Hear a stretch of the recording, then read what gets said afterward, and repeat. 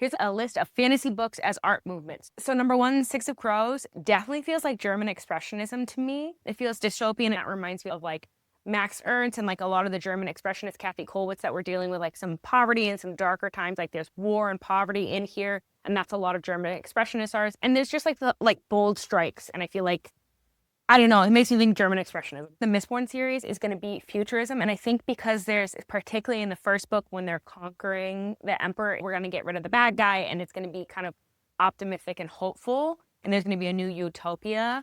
And then particularly thinking of like some of the monsters, like particularly in like the Hero of Ages, there's like a lot of color. And that made me think of futurism. The Red Rising is ancient Greece dipped in gold. You could even argue this is neoclassical because it doesn't feel exactly like Greek. It feels like a different generation's idea of what Greek mythology was. So I'm going to go with neoclassical. Interview with the Vampire is obviously romanticism. How can it be anything else? It's like dark, sweeping landscape, like a Rukin figure kind of walking, gothic romanticism. I don't know what else this would be other than romanticism. This is obviously so Rococo. Particularly this book is very Rococo. All her dresses feel very like in that kind of style. It's this idea where like these wealthy people are going off to live the life of peasants. It kind of feels like that vibe. It just, everything feels like very dainty and light and like put a little Baroque and also like airy. The spring court just feels like it's all designed in Rococo. The Shades of Magic series, I feel like it's a graphic novel.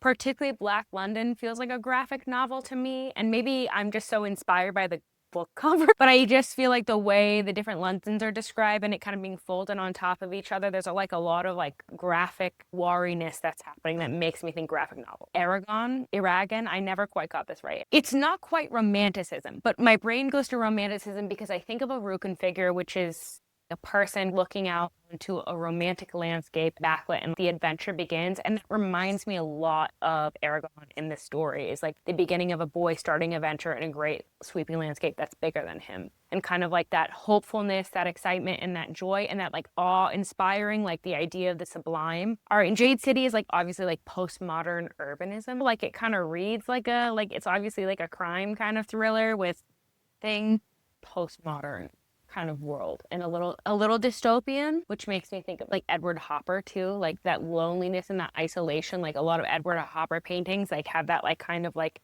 the modernism theme of like isolation in a big city, and that reminds me a lot of Jade City, particularly when he's like alone in his like giant spaces and he's kind of depressed and isolated. That reminds me of Edward Hopper. This is just a random list. I think I could do more. Let me know what you guys think in the comments below. What kind of other books you would want me to cover. Tell me when I'm wrong. Talk to you later. Thanks. Bye.